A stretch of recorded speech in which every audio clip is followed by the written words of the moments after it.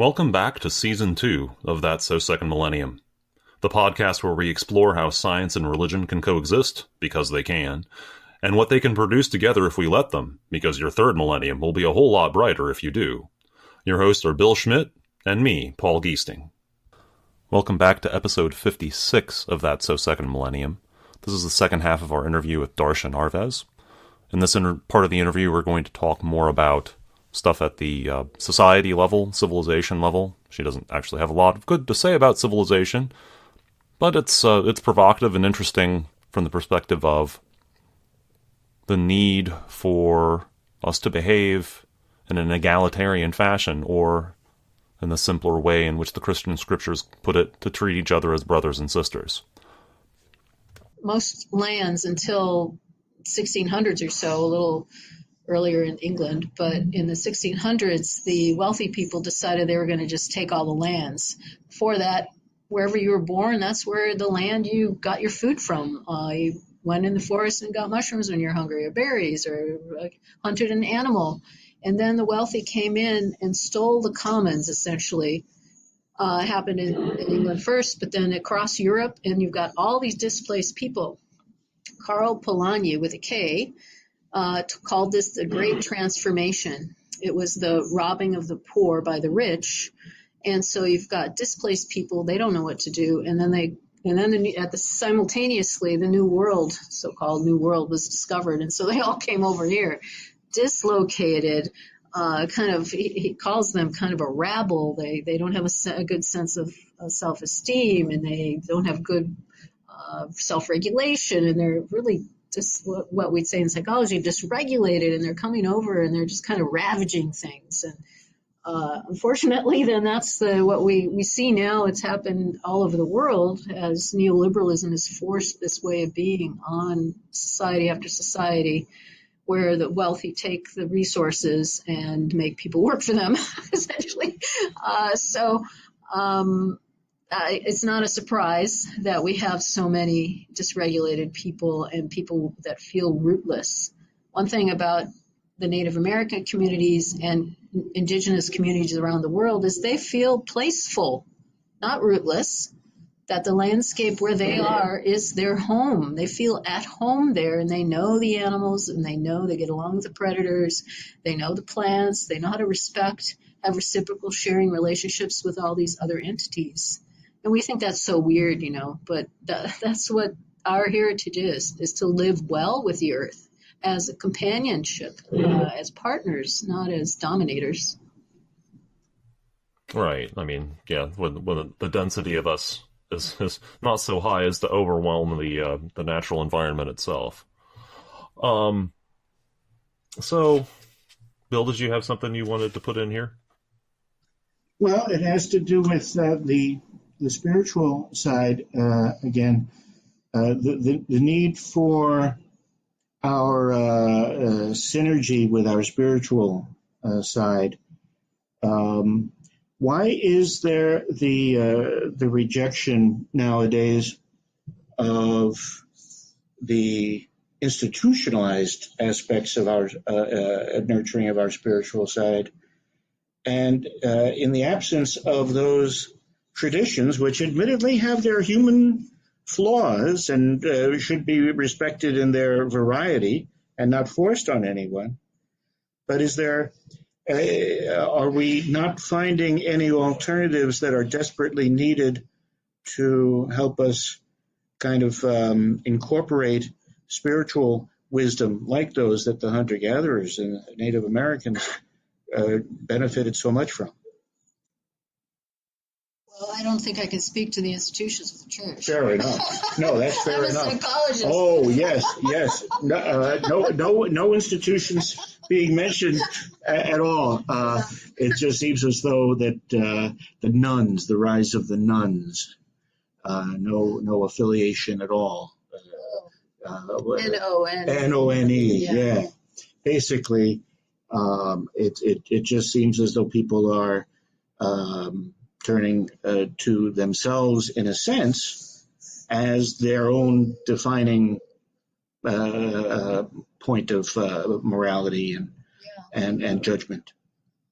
Oh, this is a complex issue. I am reading about the early Christian church right now and how in the early years it was very much integrated with paganism, and that the kind of personal experience and kind of democratic way of being together as a community was widespread and the common way. But then when Constantine took the church over and made it institutionalized, they made it a hierarchy, and they simplified it all.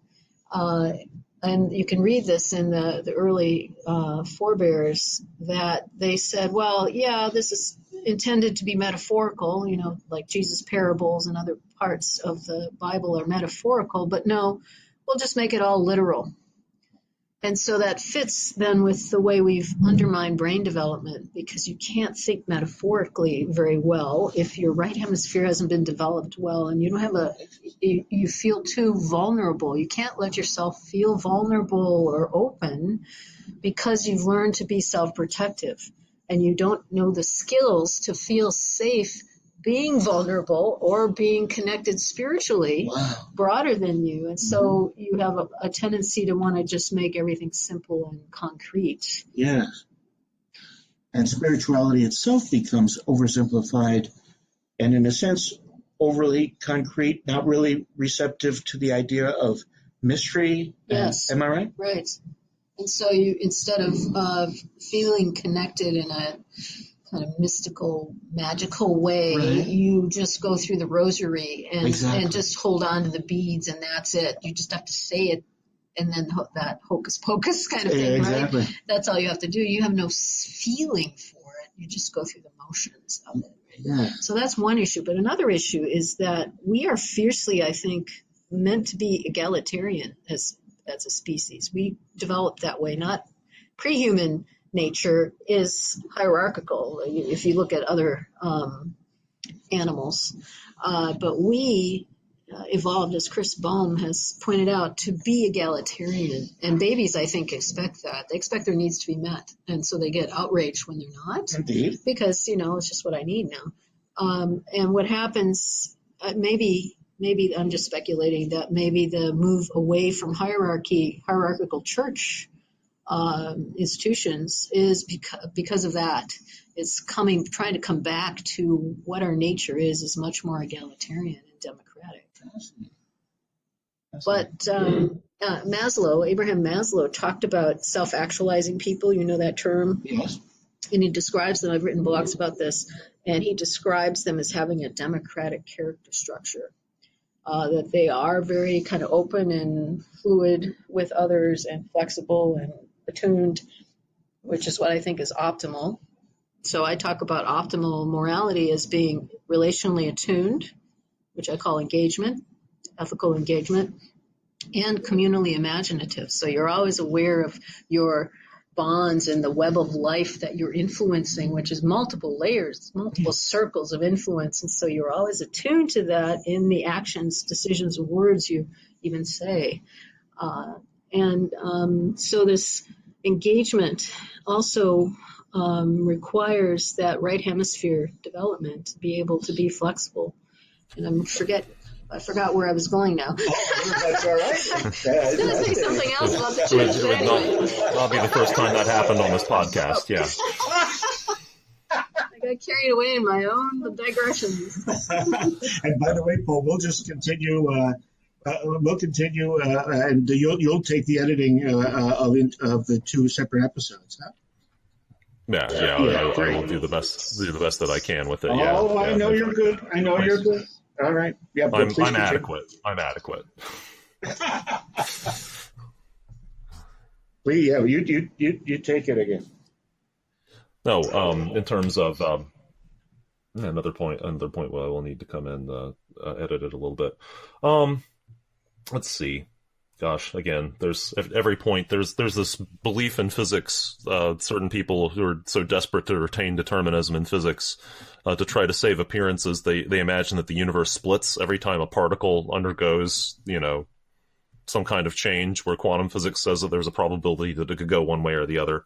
And of course, the same thing is happening with this discussion, that every point spawns 6 new questions, and it's gotten to a point where it's almost It's almost impossible to choose at this point. Let's go back to the original list, since I actually gave you that, and I would like to give you something you at least could have prepared for a little bit. Is there so we brought the church and development into it. Are there spiritual, so we're more specifically spiritual practices that can help us heal, and then also sort of false attitudes or dysfunctional spiritual practices that can impede our healing, especially from situations like what we're talking about, where we grow up isolated, we don't have the give and take with people that we need in order to figure out how to get by as social animals, or let alone flourish as social animals. What things, in Christianity and elsewhere, or for that matter in terms of atheism and agnosticism, what things, what bad ways of doing that are out there that that you can see that have been studied that show clear negative results or clear counterproductive results in that arena? Well, one of the things I'm looking into right now is called wetiko, wetiko, and that's a notion from actually every major religion around the world has some term for this. This term is a Native American term, but it's the fever of being aggressive and exploitative of the lives of others. And according to several people I've been reading, it's been going on now for a few thousand years, and now in civilized societies where the Machiavellianism is just assumed to be normal and good. Get yours while you can. And now it's just so infected. It's a psychic virus that's part of our collective psyche, or the collective unconscious, if you want to use that term. But somehow it's very infectious, and people are caught up in that, and they can't see what it does is it builds false beliefs. They cannot perceive life, living matter, the livingness of the earth, for example, and they can just go for their kind of gold fever. They just exist in that, and I think that's really quite coming to more and more emphasis and being forced on people, and just being infected everywhere all over the world now with globalism. So the problem with it is that you can't fight it by fighting it the same way. You have to move into a mode of compassion to fight it. So you have to realize that these people are like you. So if the politician, I won't say any names, is very Machiavellian and cruel and harming other people, harming people generally, or is all about, being on top and winning, you have to, instead of fighting them with the same kind of tools, because what's happened when people have fought civilization like the Roman civilization is they've turned into the same ideology with hierarchy and dominance and exploitation of anybody not at the top. So you have to use this more compassionate orientation and come together as communities of people who emphasize and pray with compassion for the well-being of themselves, but the community, the world, instead of that fighting attitude. So again, it goes back to an engagement kind of spirituality, a communal spirituality, rather than an us against them kind of spirituality. We've got to defeat those people so that Jesus will come again, and all that kind of strange talk, which Jesus would have been appalled by. Right. Yeah. Ironically, we confront the confrontational attitude with non-confrontation, with the attempt to understand, and Fight evil with love. That's right. Love is it. And how to do that, I think we've forgotten how to do it. We have to teach ourselves, help each other. Wherever 2 or 3 of you are gathered together, there I am. Exactly. There is love. But there could also be hate, right? So we have to remember to keep ourselves in that more tuned in, it's really egalitarian too. So you're keeping yourself from feeling superior to those people, right? Who are so weird or dumb or whatever, foolish, whatever it is. Yeah. So whatever spiritual practices you can do that promote that sense of egalitarian love, that's what we want to do. Alone, partners, families, communities, cultures, countries, Yeah. So there is one question I want to make sure I get in before the end here. I can imagine a lot of potential listeners at some point during this discussion sort of scratching their chin and saying, there's the phrase, the noble savage, and it may not be entirely appropriately applied in this situation, but the sense that, according to this sounds very Rousseauian in terms of absolutely everything about civilization is bad. And is that, I guess I want to ask a clarification question. Is that the impression you would like to leave, or is there something perhaps a little bit more nuanced, or another comment that question might produce? Or well, we had a conference a couple years ago in a book that's coming out from it in this month, in the next couple weeks, called Indigenous Sustainable Wisdom, Integrating First Nation Know-How for Global Flourishing. So it's trying to direct attention to the practices that we need to reintegrate into our current lives. So it's not about throwing out civilization completely, but realizing that there's a number of things that need to be altered if we're going to flourish, and if our species is going to survive, and if we're not going to exterminate many other species.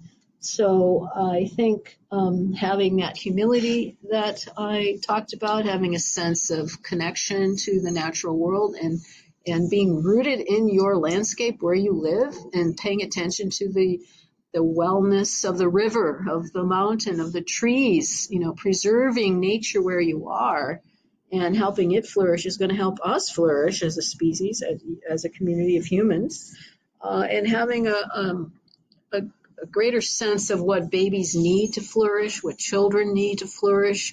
We need their full potential now in order to be able to solve the crises we've produced with this very narrow-minded intellect that we've emphasized for quite a while now in the Western world in particular, and impose it everywhere. And that's not working. You can't solve the problem with the same kind of thinking, right? So it's altering and making our institutions more human.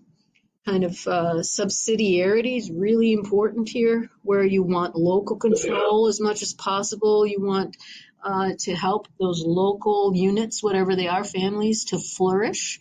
And that should be the central concern of society, not the corporate welfare. I mean, that's where all our goods are going, to the top and to the corporate political feeders, I suppose. So we've got to reorganize ourselves in a way that is much more intelligent, wise. And it's not a matter of throwing everything out, but there are some things that have to be changed. Yeah. The worship of the economy of scale kind of lets go of a lot of things, including, just working with federal bureaucracies in some of my old occupations, and just the sort of catastrophic lack of awareness. And then the same is absolutely true in a large corporation. It's a disease of large organizations in general, that decisions are being made by people who simply are not capable of knowing what the consequences of their decisions are. There's no way they can possibly know. Are they morally disengaged from what they're doing? They put money first, or attention, clicks or something. They put that first over human well-being because they minimize the damage they might do. So Boeing with the planes and the MCAS, It's not that big a deal, right? Now they're saying, oh, sorry, that we caused 300 and some people to die because we didn't pay attention. Anyway, so so there's so many, when you have too many layers, it's easy to get more and more morally disengaged and distant. So that's where subsidiarity is so important. Exactly, right. I was thinking of that in terms of communications media, which is a subject of interest to me. That's a classic case of the national media seeming to be completely disconnected from and morally distant from the everyday life of people in communities. And ironically, things like local newspapers and things that fed community life have shrunken down to practically nothing in the local newspapers, et cetera. And all we get from the national media are these pre-manufactured labels that they're feeding us, and us versus them kind of rhetoric. And it seems so. It gets people's ratings. Exactly. Well, part of it is the neoliberalism capitalism version that we have going on. That's interesting. It's because it's, our country was founded on rebelling against corporate control. The Boston Tea Party against monopoly. Right, and they used to, until 1970s, dismantle, not allow any monopolies if you got more than 5% of the market share. And now we have companies that have 80% of the market share, and so they just suck all the resources, and they don't care about local issues, right? And so we've got to break up the monopolies, which the rules changed under Reagan. Apparently, the guidelines for antitrust laws. So we got to go back to, things that make us more democratic and less autocratic or oligarchic or corporatist. Right, exactly. And the corporatist thinking. Yeah, that's right. Yes. And of course, the corporatist thinking benefits from the overall cultural trend. Where the folks leading the economy can distract us so well from what they're doing by pitting all of us against each other. Yeah, right. It's scary. And so there's no critical mass of additional force. We're just holding rally X versus rally Y on one day and forgetting to ask the deeper questions that might unite us, it seems to me. Yeah, and stressing families out so much they can't think and they don't have enough leisure time. Apparently the wealthy in the 1920s figured out that they needed to have less leisure time for regular people. Is that right? Because then otherwise they'd rebel against, the tilted table up. Wow. And so they want to suppress minimum wages. They want to, make it hard to get through the day. Then you can't organize. You can't, be democratically engaged. So it's not just about greed. It's about power. Ultimately, I guess they go together. Yes. Yeah. From the point of view of compassion, I might almost say. I mean, and then another side of it. I listen to discussions like this, and I all do wonder sometimes. It's people aren't that. People are smart enough and dedicated enough to maintain that kind of conspiracy over the long term. But the point you made about the sort of moral isolation seems to me to be really, really telling in that regard. That they just lose sight of it. I don't see those people. They don't live in my neighborhood. I live in my suburb and I commute possibly via airplane. I don't worry about what happens to the little black people in the ghetto. That's just, I just don't see it. I just don't see it. And it's not, it sounds like something, if you bring it to my attention, I'm like, oh yeah, that's terrible. But I've just isolated myself.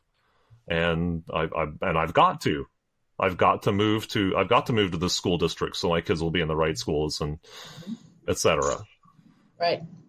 And so it's not my fault. It's not what I'm doing, right? Because every little bit is actually part of the whole problem, but it's so tiny compared to the bigger problem that you don't think your actions matter. And then someone tells you a story that it's their fault anyway. and then you latch onto that story because it lets you off the hook. Yeah. Absolutely. Yeah, and that's the power of telling stories is so important, because we need to start telling stories where it winds up differently, where the outcome is different, and our vision of what's possible changes and expands to include options we'd actually want to take. Yeah, and to realize that our well-being and our flourishing actually depends on everyone else flourishing. And we've forgotten that in terms of the natural world completely, almost. And so here we are, we're about to fall off the cliff because we forgot that we're all part of this earth and that we have to do our thing. We have to be responsible and respectful and caring about the earth and each other, or else we're not going to make it. Well, I think we're right at our time limit here. Is there any final words you wanted to put in, Bill? I don't think so. I basically would like to just thank Professor Darcia Narvaez for joining us today. And we really appreciate the holistic and the interdisciplinary insights that you epitomize so well, and that we're struggling sometimes and always seeking further to develop with the whole concept of that third millennium. Clearly, you knew in the second millennium that we've got to do something better in the third millennium. So thank you for being among the public intellectuals that are leading the way forward.